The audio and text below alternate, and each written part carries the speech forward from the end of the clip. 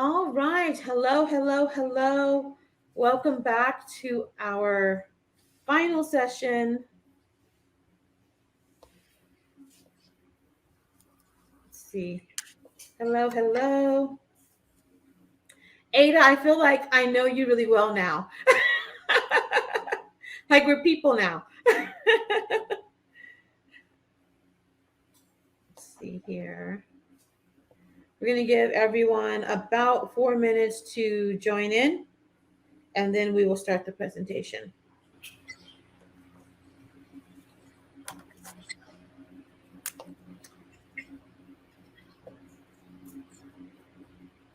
All right.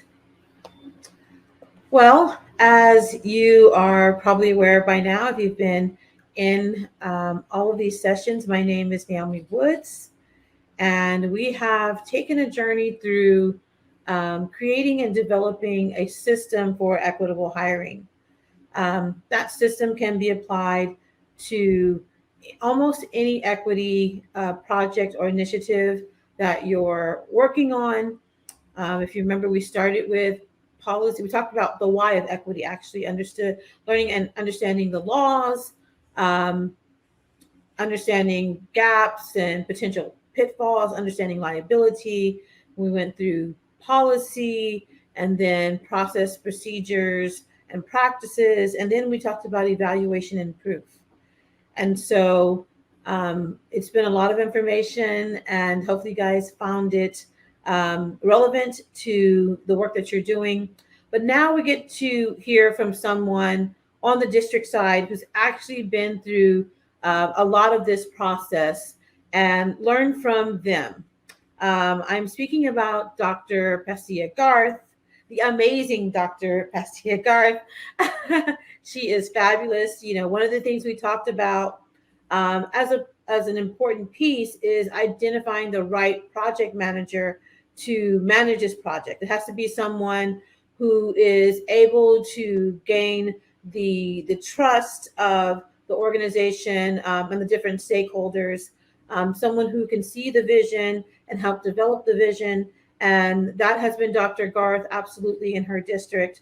I've got to see her work firsthand, and she's done an absolutely amazing job moving the needle for her district. And I believe she's probably covered more ground in a 12-month period than in this space than what they maybe have had in a couple of years. So she's done a wonderful job, and she's going to talk about the journey to equitable hiring practices. So I present to you Dr. Garth. Hello, everyone, and thank you, Ms. Woods, for the kind words. I'm excited to be here, and I'm excited to share our district's journey to equitable hiring. And I want to encourage you that you can do this. It is an extensive journey, but it's worthwhile. So we will jump in.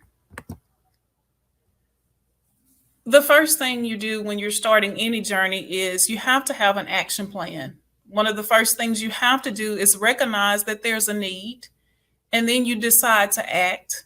And of course, you put in the work, you celebrate the milestones, and you commit to continuing the process. So, a couple of questions before we begin.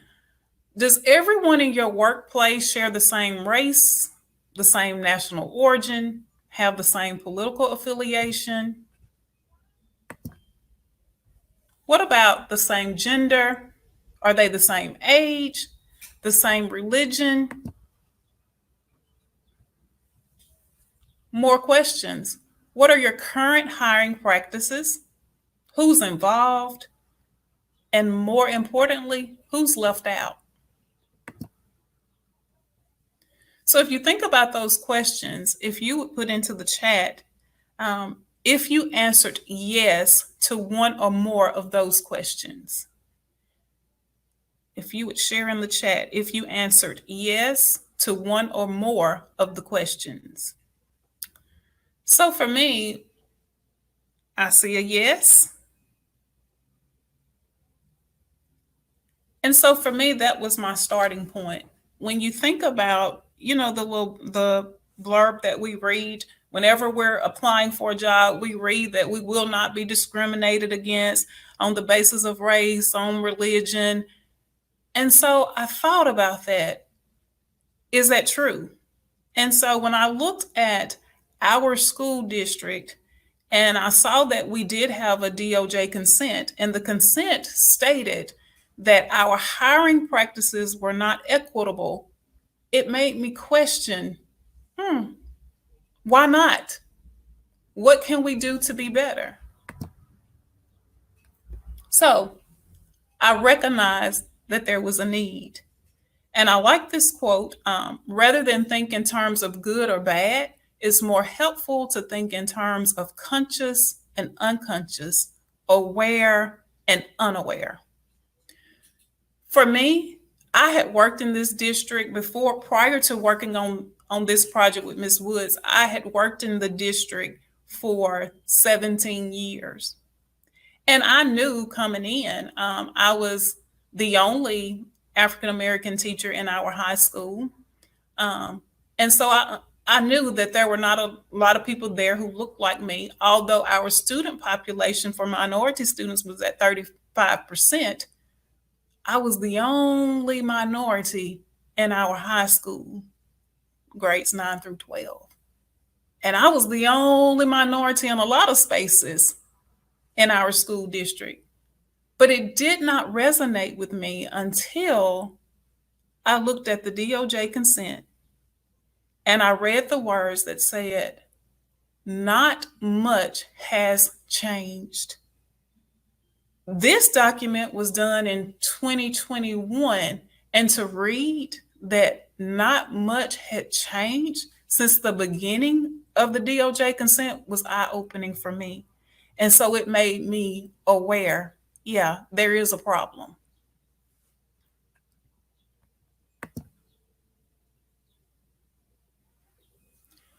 Why is it important to become aware? Organizations that embrace best practices for employing and supporting more individuals with diverse abilities have achieved 28% higher revenue, doubled their net income, earned 30% higher profit margins than their peers, are 33% more likely to outperform their peers on profitability. Even more, I realize demographics are changing. I realize that the minority populations are increasing around the world, yet nothing was changing in our district.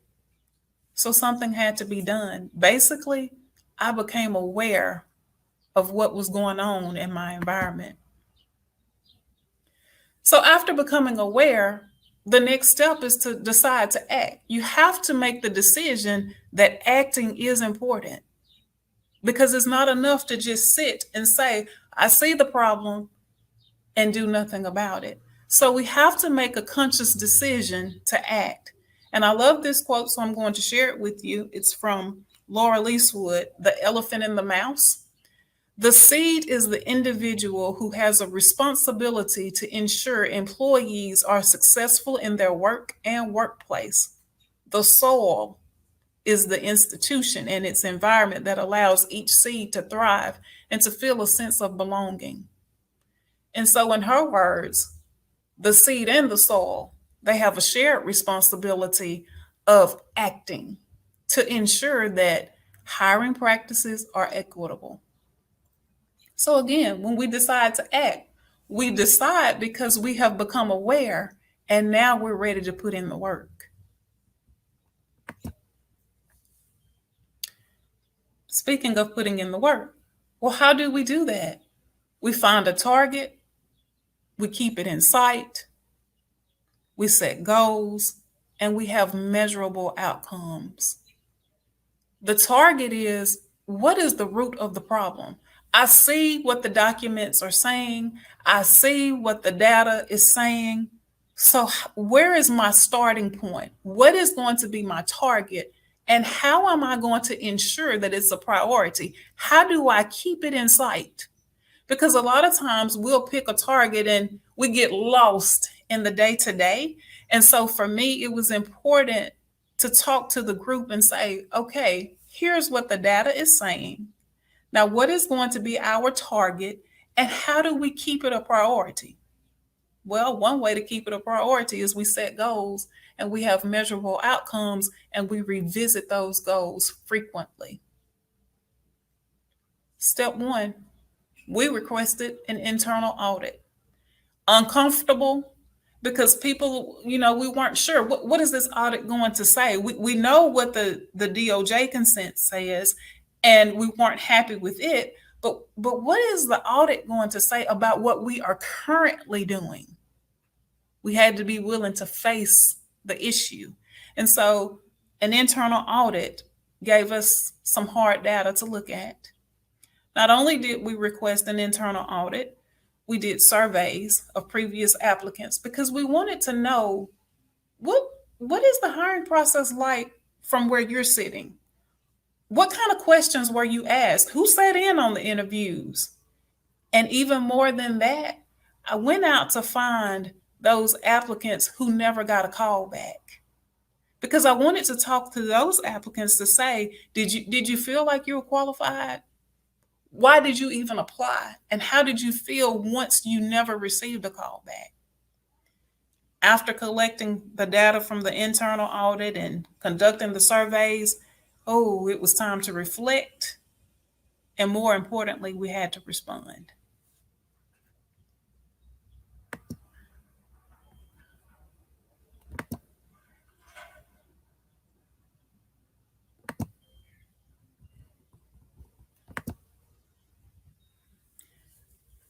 After responding, because responding can take anywhere from 8 months to 2 years to 18 months. So after responding, in order to keep your momentum and in order to keep going, you have to be able to celebrate at some point.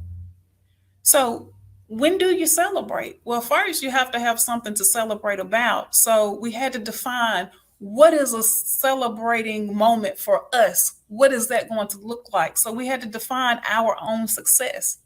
When would we celebrate? And then who's going to celebrate with us? Because you don't want to have a party by yourself. That's no fun. So we had to identify stakeholders who we felt like they were investing in what we were doing and they wanted to celebrate with us.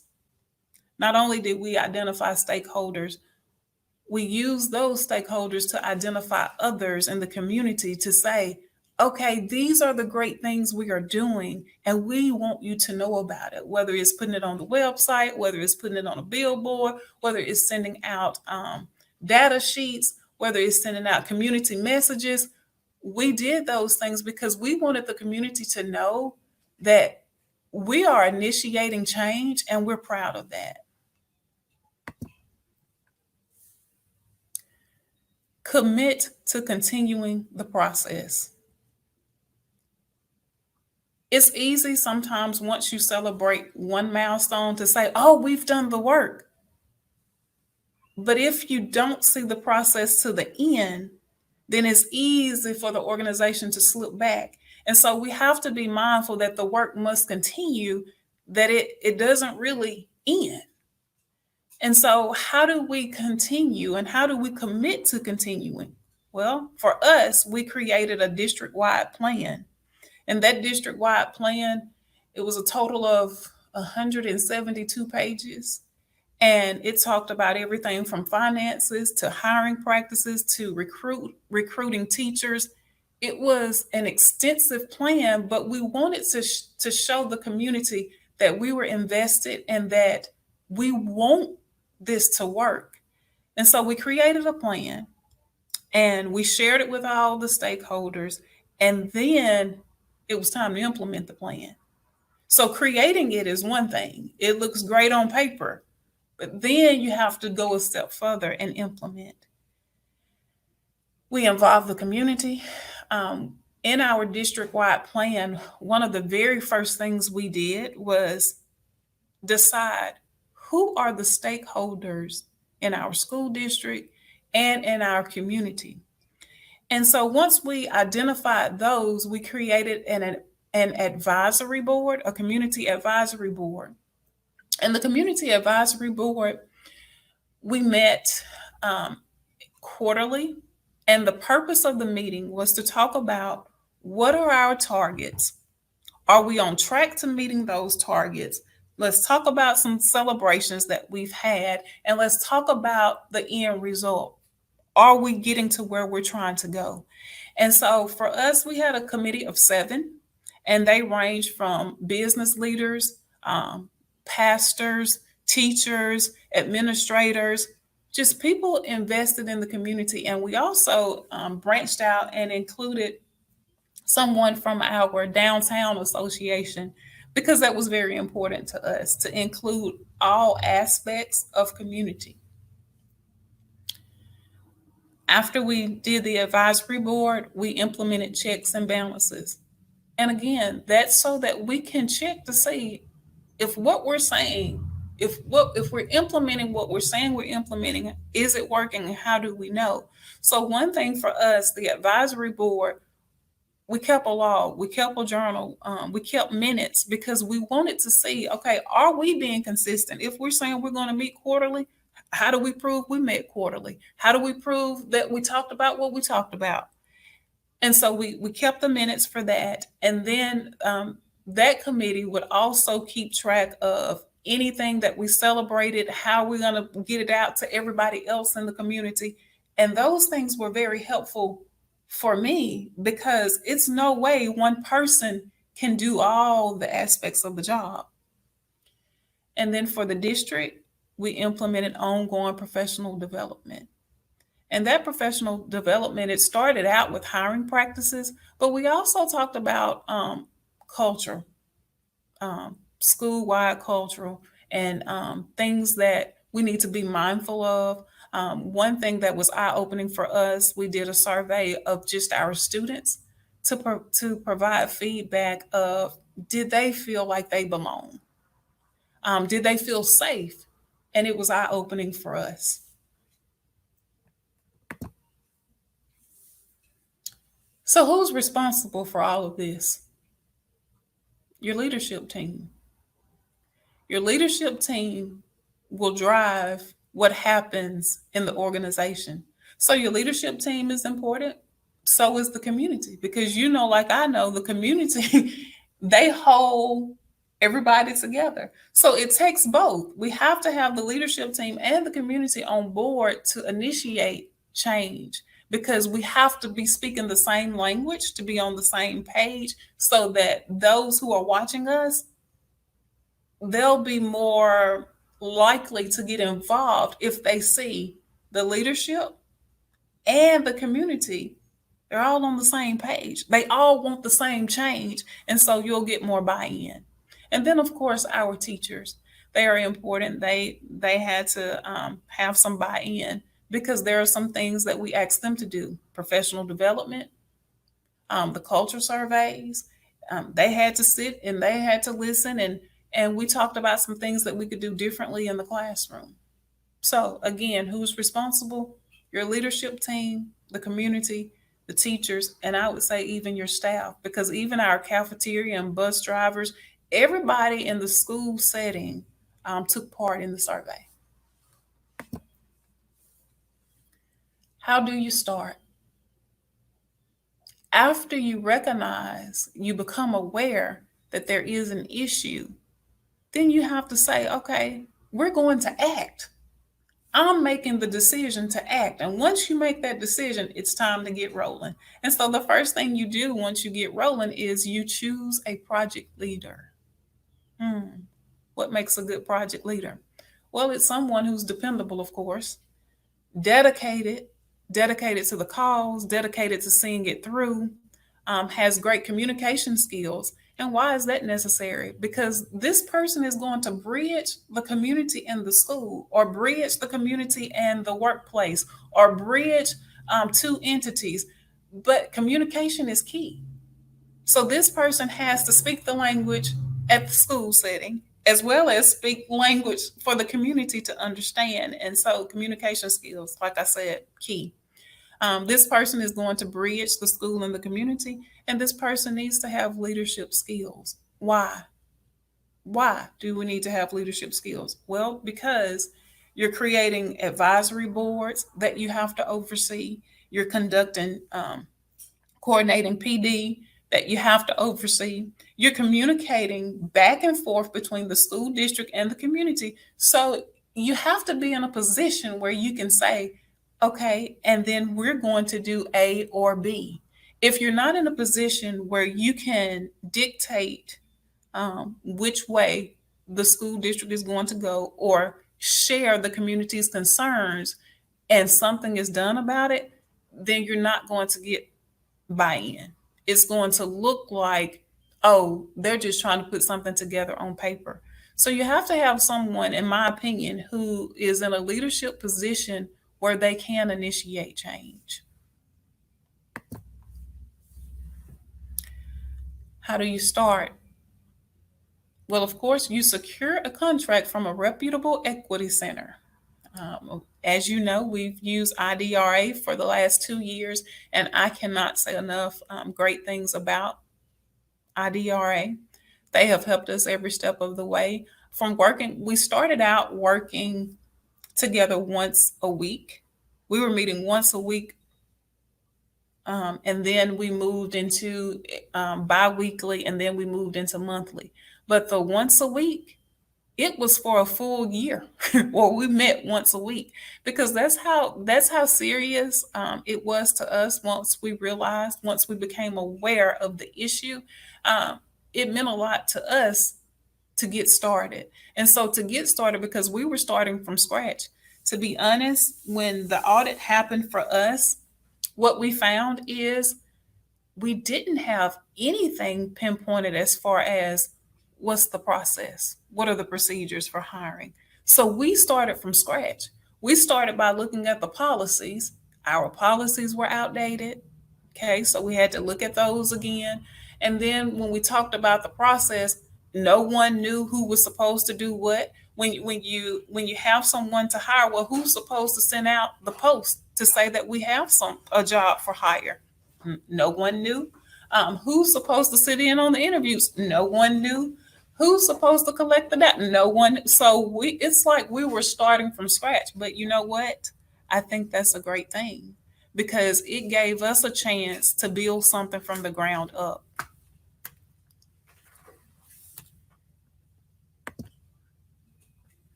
How to implement change? Well, for us, we did from the top down. And so we started, like I said, with the superintendent and myself having a conversation. And then he said, well, what do you need so that we can start change? And I said, well, I think we need to reach out to the community.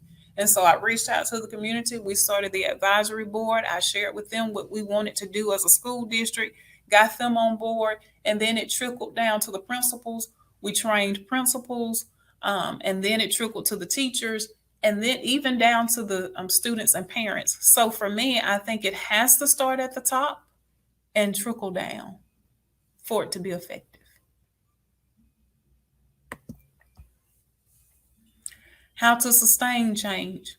Well, we have to set and measure goals. The first goal for me was to create an advisory board because I knew that I could not do the work without the community being heavily involved. Our school is a small school district. It's a small community school, and the people in the community, they are involved. And so it was very important for me to start there. And starting there, I had to ask myself, first of all, what is an advisory board? Secondly, what will be their role? Thirdly, how am I going to keep up with everything? And so the first 6 months, one of the things we did was we did some bylaws for an advisory board. We talked together about what does it look like, what is going to be your role, and how are you going to help the school district. And so once we got the advisory board going, then we had to talk about, okay, so how do we keep it going? What's going to be our process for inviting other people to join. What are we going to do if someone needs to leave? And so we had to create that procedure and put all of that in place before I even came back to the school, to the superintendent, to the school board. So once we had the advisory and I had the advisory committee going and they were going out into the community and sharing, oh, the good things that were about to happen, they got the momentum going for me. Then it was easy for me to go to the school board and to the superintendent and say, this is something the community wants as well. And so I was able to share that we were creating an advisory board and that the advisory board was going to help me get this going. And so, of course, the superintendent and school board, they were all for it. And we talked about what things needed to happen within the school. And then, of course, to sustain change, you have to, like I said, continually share success. And sometimes that success is as simple as taking a picture and showing that for the parent involvement night, you had more parents to come out. You had more of your parents of minority students to come out. And maybe that's a plus for your district. Or it could be something as simple as showing what students have to say. When we did surveys, one thing that Dr. Johnson helped us do, she pulled out some of the wording that students used in the survey. And I was able to take that and share that with our advisory board and with our district to say, I didn't come up with these words. These are the words our students use. And it was more impactful. And then foster accountability. If someone is responsible for something, then they need to be held accountable for it. So for the advisory board, if the secretary, she was responsible for keeping our minutes. So of course, if I needed minutes, she's my go-to person. If I'm responsible for initiating PD and for coordinating that, then I need to be held accountable. So it's very important that when you're deciding what to do and who's going to do what, you identify who is responsible for each thing that I'm trying to get done and how am I going to hold them accountable? And you have that conversation beforehand so that everybody's on the same page.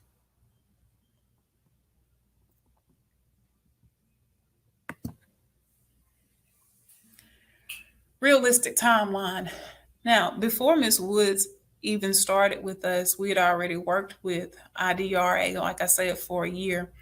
Dr. Johnson had worked with us. So this timeline is after a year. We did an internal audit, and the internal audit, it was simple because we didn't have a lot to show. Like I told you, our policies were outdated, and we don't have an HR department. And so nobody really knew. Everybody was doing their own hiring. Everybody had their own way of doing things. So we didn't have any consistency from building to building. And so we pretty much were starting from scratch. And that's what the audit revealed to us. And then we did surveys, and those took about 6 weeks. And the reason is the first round, we did them for 3 weeks, and we did not get the response, the participation that we had hoped for. So I had to go to the advisory board and superintendent and school leaders and say, okay, we're not getting the participation. What do we need to do? And so we turned it into kind of like a parent night and a community involvement where parents, they were coming to discuss grades and students' progress. And part of that was to complete surveys for our staff, our bus drivers, and our cafeteria workers. I don't know if bribed is the word, but I asked them if they would meet me at my office because it was open, and then I would open up the computer lab where we could have about 50 in at one time. And so, of course, I shared refreshments for them taking time to come and complete the survey. But that was, to me, that said a lot to the community, because you think small things, sometimes you count them out. But just from me sharing small refreshments and telling people I really wanted to know or hear how they felt about things, I mean, the feedback was overwhelming. And then we reviewed the audit findings. We didn't have a lot to review, so that's why it only took 1 week, because we realized from the audit that we're starting from ground zero. And then we had to determine areas to target. And so, of course, the very first one was, let's look at our policies. Let's get some updated policies. Secondly, let's get some training, because we need to understand the rules, the regulations, and the laws surrounding hiring practices. And then once we realize those, or once we gain an understanding, then we could look at creating a binder and then create the plan. It took 6 months, and that 6 months is us meeting weekly, sometimes twice a week, just depending on everybody's schedule. But because I felt like it needed to be done quickly, because I didn't want to lose momentum, my superintendent allowed me to take 2 months and just dedicate my time to that. So that's why I was able to meet, weekly, sometimes twice a week, most times twice a week, to get the work done.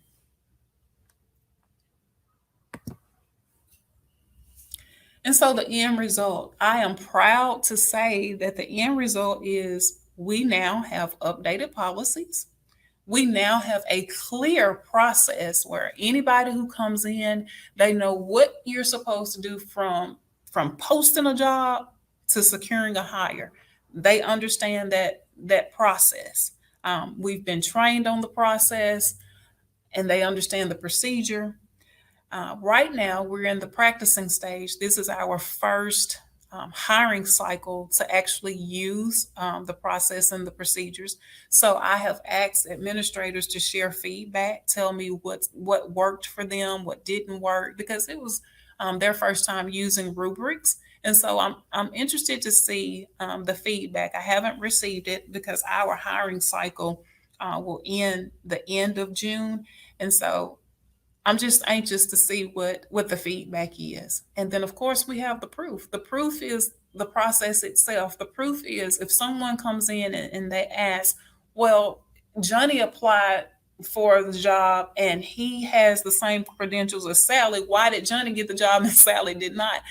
I have a for sure way of explaining why, because I have rubrics and I have policies and procedures in place. Final thoughts. The process is eye-opening. The process does take a lot of time, but it is worth it. You will walk away knowing more about your district or more about your environment, your work environment, than you thought. Your eyes will be open to things that you probably weren't aware of before going into the process. But I want to assure you that you won't walk through the journey alone. Anytime I had any questions, all I had to do was send an email, and I received feedback. Anytime I was unsure about something, because sometimes I was unsure, sometimes, there's a level of frustration because you're unsure. Dr. Johnson and Ms. Woods, they were there to provide encouragement. And then what I really like is that when we did PD, they came and they shared personal experiences as well as, of course, the professional side. And so they came to us as non-threatening individuals who were there to help us, and not to bash the district, but to help us to become better, because they made us feel like they believed in us and they believed that we could do the work. And so that was very helpful for our district. And now I will open it up for questions. If you have any questions, please feel free to put them in the chat.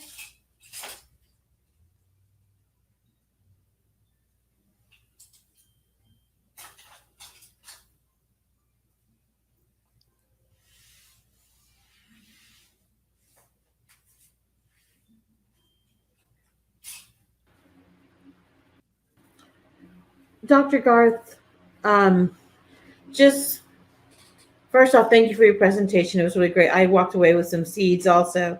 Um, I love that quote so much. It's a beautiful quote. I will not forget that quote. Yes.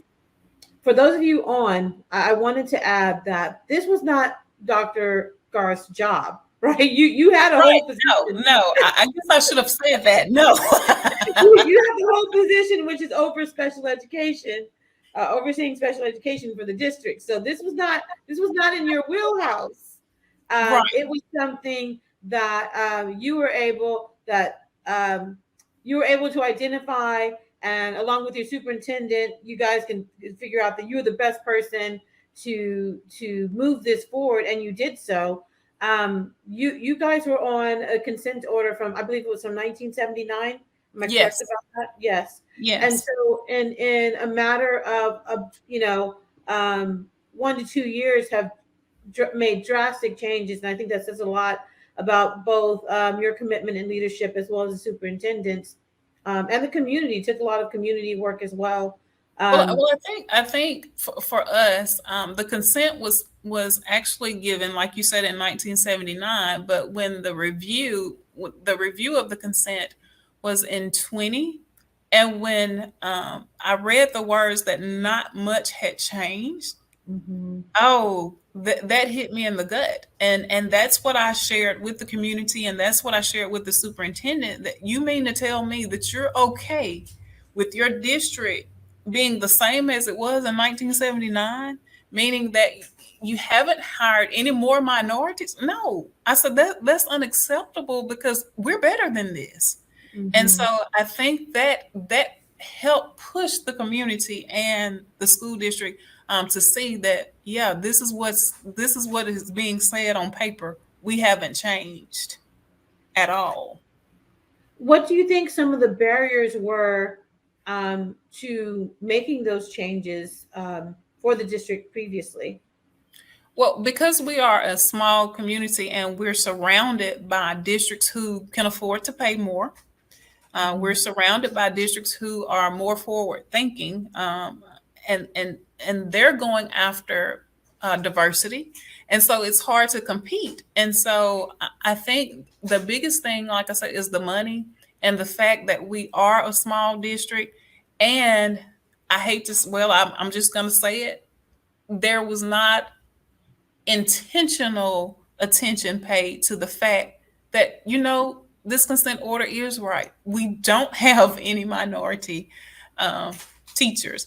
And so, and the reason I say that is because, like you said, within the last 2 years, we've hired 5 minority teachers with just in 2 years. And so I'm excited about that. 2 of those have been male teachers. That's a bonus. Right. And And so math, I believe, right? They were male yes, math. Yes. yes.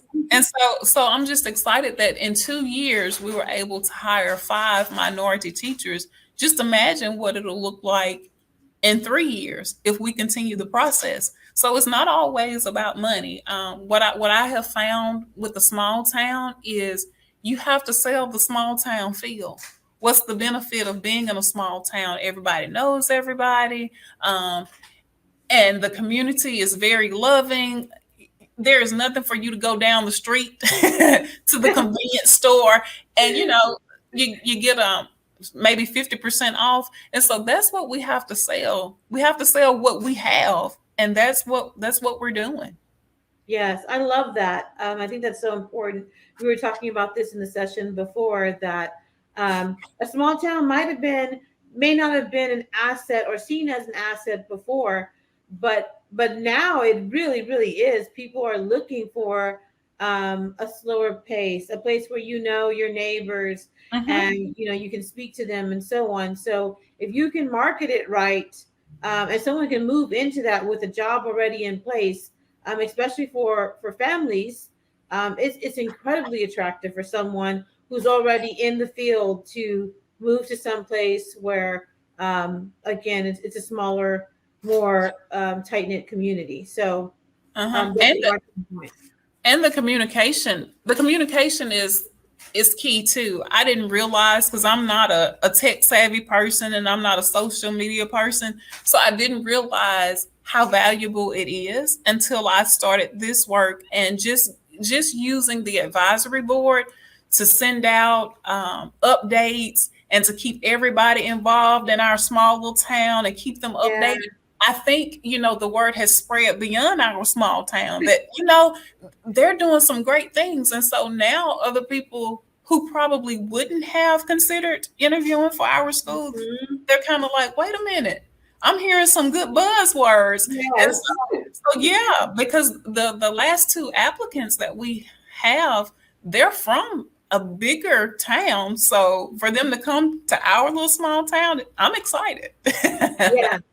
And see that, that was one of the things we kind of touched on also was about branding. Like when you start to put these pieces in place, you start to really develop a brand that goes beyond just your community, right? And Yes. everyone can get on board and on task with pushing that brand because they know what it's supposed to look like.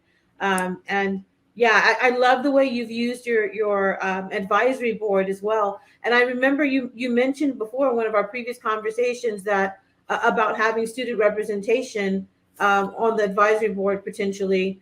And so that's something that we're hearing back from, or at least eliciting student feedback. And Mhm. there was a lot of information about student feedback.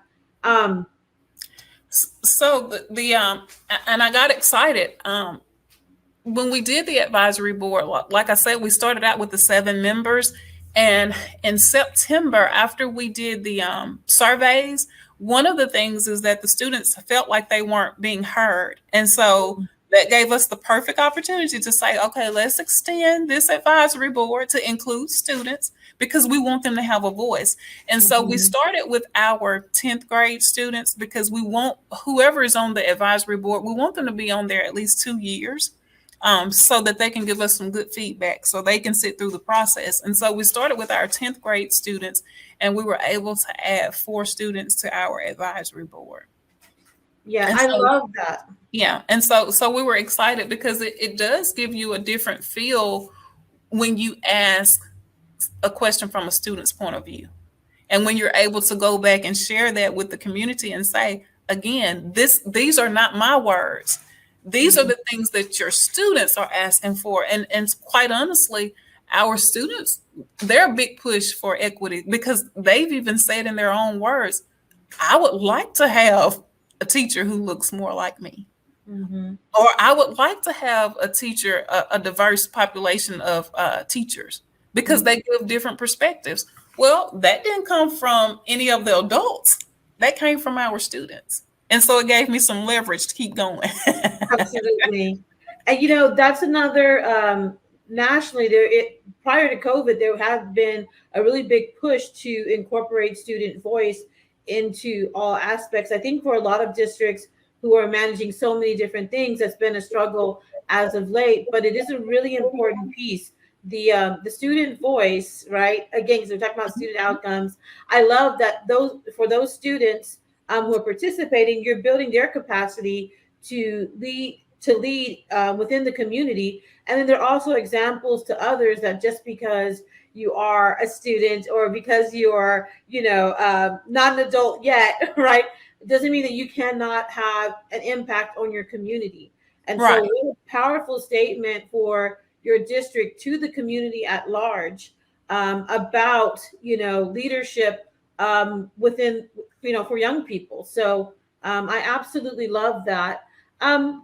One of the other things you mentioned, you talked about the policies and procedures, and I know we've worked and talked about the handbook. And what I love is that you guys took it and you made it your own. Can you talk about why that was so important, not to just take it and plug it in, but to make it your own? because for us, we have to understand that we can't be somebody else. And so we are a small school district and we have to know how many resources we have, how many people we can actually include in a hiring. So for us, we wanted it to be something that we would realistically use, and do. And one of the things when we saw on there that maybe we should have a hiring committee or hiring teams, we thought, oh my goodness, okay, in our small school of 1,300 students, K 12, Mm-hmm. where we only have 4 administrators, if we pull everybody, who's going to watch the school?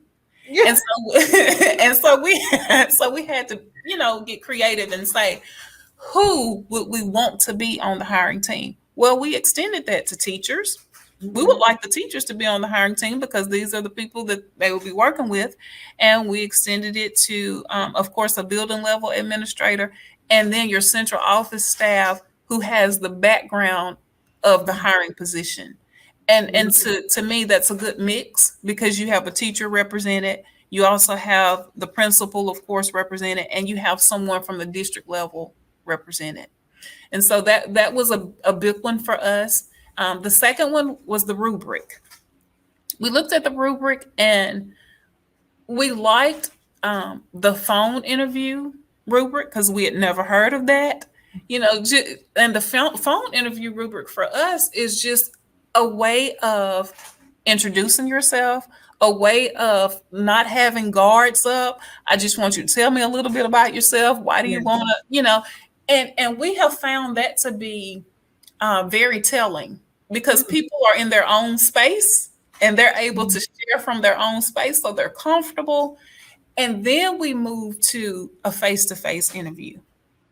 And so we have the face-to-face interview. I think the only thing we tweaked on that one is we wanted to include more classroom management, classroom teaching questions, so that we are looking at the things that matter when you are a teacher. And so we just tweak those things, and right now it's working. And so, like I said, I'm looking forward to the feedback. I have requested feedback from everybody by June 30th, so I'll be sure to share that feedback. But so far, Awesome. so good. One other thing, and I my apologies, I get the name wrong because usually it's a Chamber of Commerce, but you've worked with another organization. Can you talk It's about the downtown. how It's you the downtown association. downtown association? Can you talk about some of the things you guys have come up with together? Some of the projects you've um, partnered on? So for us, the advice, and actually, I didn't come up with the idea. I was sharing with the advisory committee, and they said, "Oh, well, you need to talk to the downtown association because they have all of our festivals and they do all of our monthly things." And I said, "Okay." And so I met with the downtown association, and together we have decided, on football game days, on sporting events, that they provide food for the players. So that's an expense that the school no longer has to worry about. Some of the businesses from the downtown association, they have sent emails giving teachers percentages off. Teachers have been included in drawings. And whenever they do like a community wide carnival, of course, teachers can get in free. You show your badge. So all of those are things to say, we want you here. We Mm-hmm. want you to stay because they understand, and when I talk to them, the question for them was, what do you want us to do? How can we help? And I said, I want you to show people why they need to be in your town. What makes your town so special? I mean, I know what makes it special because I grew up here, but I need you to make it clear to people who did not grow up here. Why is it so special? Why do you want them here? And why do you want your children to be educated by the best? Mm-hmm. And so that's all it took. They jumped in gear. Like they send me pictures monthly of things that they're doing or people involved. And I'm just thankful because again, that's work that I don't have to do. Mm-hmm. Mhm. Absolutely. Wonderful. Well, I want to open it up for any other potential questions. If you have a question for Dr. Garth or myself, you should be able to turn off your mic or share in the chat room, in the chat, to let us know. We'll give a few minutes for you to post there. In the meantime, I'll talk a little bit about this whole process. You just making sure I'm just hammering it in. We started with the importance of equity, why it mattered, and understanding the laws and um, some of those gaps that we commonly have. What I love about what Dr. Garth and their district have done is at every step they've understood the importance of adapting this process to their needs. And so even though we've gone through this process and I'm breaking it down for you. Remember, I've said that it's not necessarily the methodology that's most important, is that you have one, right? And so you have to have something in place to make sure your project is guided and focused and stays on track. And so that's a very important piece. Scheduling and planning out early on is important, so you know where your expected touch points are supposed to be. Remember, you're looking at your stakeholders early on and making sure you have all of the various groups. Don't forget about the student voice piece. I know IDRA, when they come in and they do the survey, and remember IDRA's services are free. They do a community wide survey that includes parents, employees, teachers, administrators, the community at large, students. Every group that is available to be surveyed can participate in the survey, and it reveals so much. Even when you think you have achieved equity, I encourage you to make sure you have that as part of your auditing and evaluation process, is surveying, even if it's every so many years that you're surveying, to make sure you're making the adaptations. Dr. Garth talked about how the community was shifting and changing, but that wasn't reflected in the district. And so you don't want to you want to try to reduce the amount of time that it takes to see that those gaps between where the district is and how the community is shifting and changing. With your processes and procedures, remember they're guided by your policy, right? So we don't have processes that don't support the policy, and we don't have policies that don't support that aren't aligned to our strategic measures or priorities and the law. And so the other piece of that is the practice, right? That's when we've done all of this fantastic planning, and then we get to see how it holds up in the real world, off of not just on paper but in application. And so what you really don't want, why your stakeholders are so important, you don't want your stakeholders to see the information for the first time when you're implementing, right? So when you're building that, this is why it's so important to have your stakeholders. Is that correct, Dr. Garth? Yes, it's very important, because if you get them in on the front end, they're going to help you with the buy-in. And so it's not as hard of a sale because everybody's on the same page. Yes, and they do some of the heavy lifting. Yes, they do. I do a lot of it. So that's another thing you guys have done really well, is leverage your stakeholders with your advisory board. As Dr. Garth mentioned, they're from all different parts of the community, came out, and so to do this work, and so they're giving ideas, they're providing feedback and supporting the efforts, and they know what their job is in that advisory board. So they know what their job is in terms of helping implement equity throughout the community. And so you see even the language that Dr. Garth uses to speak about the people that she works with, the team and the community, speaking with your downtown, downtown association. Downtown association. Mm-hmm. Her ask was a really smart ask, which is, make people want to live here. Yeah. So there's your marketing for recruiting. Again, talk to those chamber of commerces and the downtown associations, or wherever you're at. There's someone who is connected to the business community, and you want to connect with them. And trust me, it doesn't take a lot of persuading for those folks, because when you're talking about business, it's beneficial for everyone.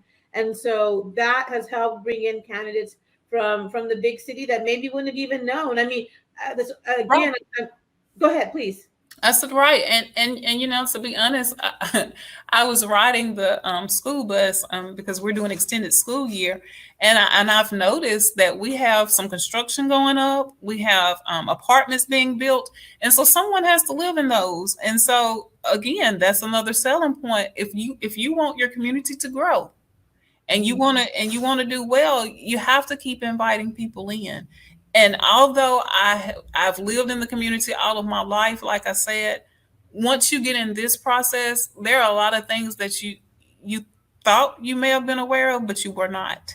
And Mhm. so that's what has been eye opening for me. I've lived there all of my life, and some things, for whatever reason, did not come up on my radar until I Mhm. started digging and working through this process. Absolutely. And this is the interesting part about this is it started with, I mean, it started with the DOJ consent, Yes, right? It started yes, with an approach to equity, and then suddenly this has been something that's reached into the community, right? yes. And And everybody's excited about it. you're not fighting about it. That's a rarity. But your downtown association is like they're on board with this to help move this dial so your community can be the best of the best. And that's what most people want for their community. And so when you show them how it connects to the potential outcomes and how the outcomes are benefits them and the communities that they live in, it's very hard for people to not get on board with it. Right. So it's nearly impossible not to jump on board with something that's absolutely going to benefit everyone. And Yeah, and, so, and so you're right. go ahead. I think starting with the community, I think that was key. But that's because we are a small town, and like I said, I've lived there, and so I know that the community has a big voice, and so I knew I would have to tackle the community first and get them on board, and I think going that route, it really helped because once the community wants to do something, it's just Mhm. going to filter into the schools anyway.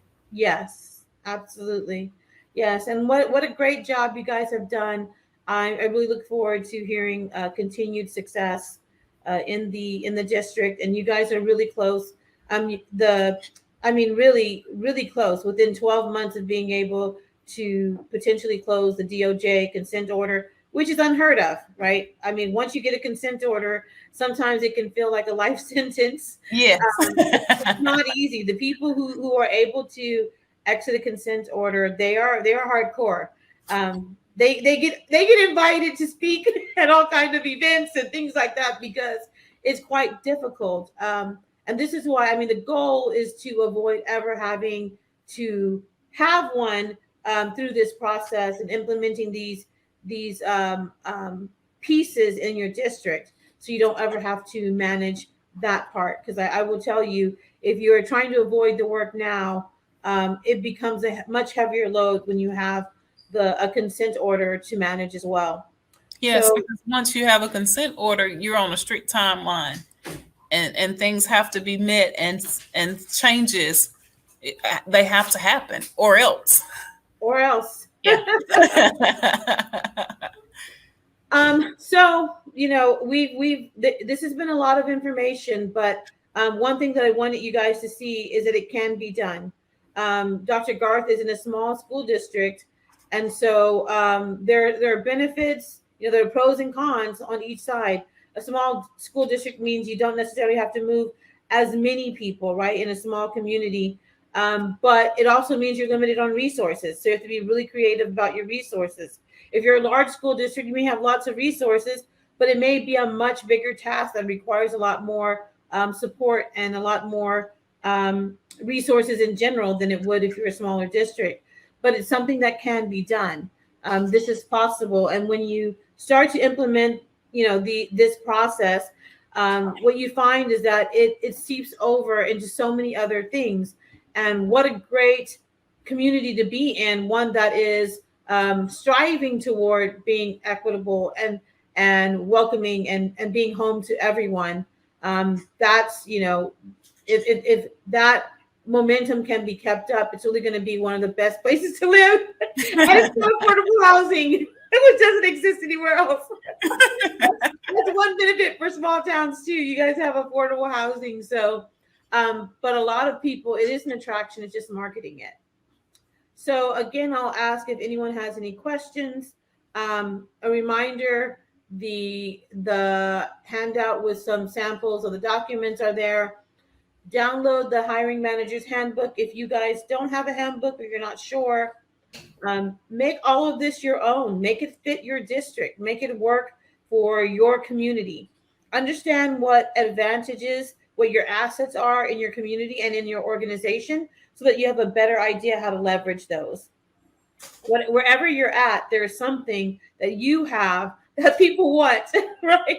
And there's a large group of people who want it. It's just a matter of getting the information to them that you're out there. So that's that is the goal.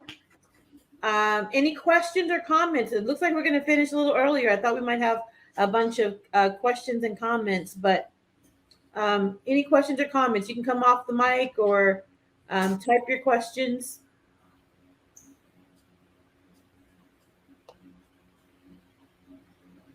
Give you a little bit of time there. I know it's not quick to either turn off the mic or type.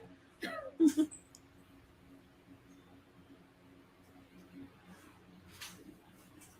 see here.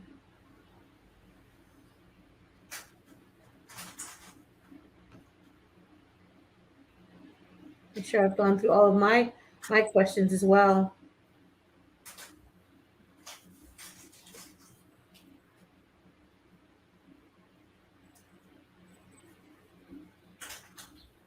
Thank you. This was very informative. Thank you, Natalie. Thank you, Rosalind. Don't forget all your tools and resources and information in there. There was a lot.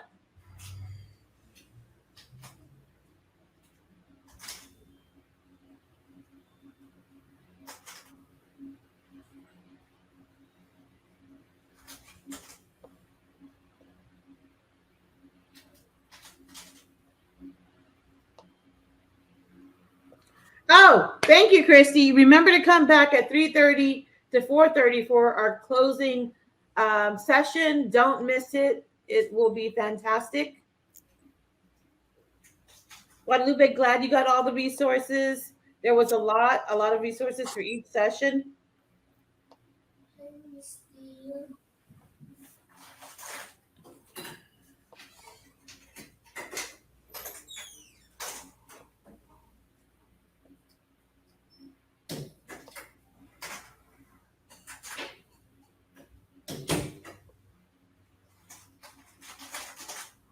Any questions or comments? I'll put my email in here as well as I've done in the previous sessions.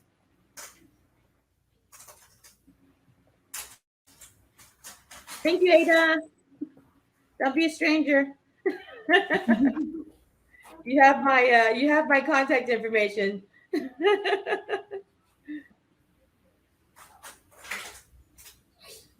Thank you. Let us know. Again, if you need help or support, make sure you reach out to IDRA. If you're in a different area, you have an equity center as well. But you don't have to do this alone. There's a lot of support. IDRA is a fantastic organization. They do an amazing job helping. Right. And they will be there from start to finish. We're definitely not finished. We're at the place where we're going to evaluate our hiring practices from this spring hiring session. And so we're going to evaluate. And then, of course, we have to figure out how we're going to continue to track our progress.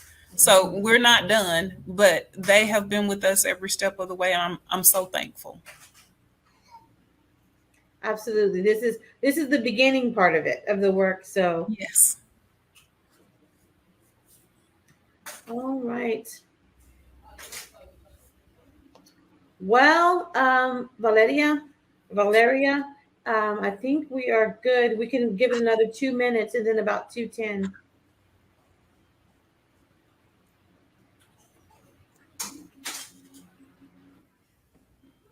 Thank you so much, Dr. Garth. It was a wonderful presentation. Well, thank you. I feel like I talked extremely fast, but Not at all. well, and again, like I said, this has been eye-opening for me and a learning process, and so I'm just thankful. Well, I'm so excited. You guys have taken it and run with it. I know that has been under your leadership a great deal of the work. I've seen behind the curtain. I know the time and effort that you've invested in this, and your community is absolutely better off because of the work that you've committed yourself to. And for the superintendent to say yes, it's not always easy to even to say yes. So, Oh gosh, no. yeah. Yeah, it's not, and especially when you're not sure how the people will respond. Yeah. And that Yeah. I do believe that most people, when they get a true understanding of equity, it changes their perspective. I think it's been politicized in so many ways, but once they get a true understanding of equity and what it does for their community, they're almost always open to it. So Yes. Yes. It becomes that it's just the right thing to do once they get an understanding of what we're asking. yes, absolutely. So very good. We're going to close it out since we have Okay. no questions. Thank you guys for joining us. You have my contact information. If you have questions after that you think about, you can reach out and let me know. And it's been a wonderful experience working with you guys. I believe there is, did I forget to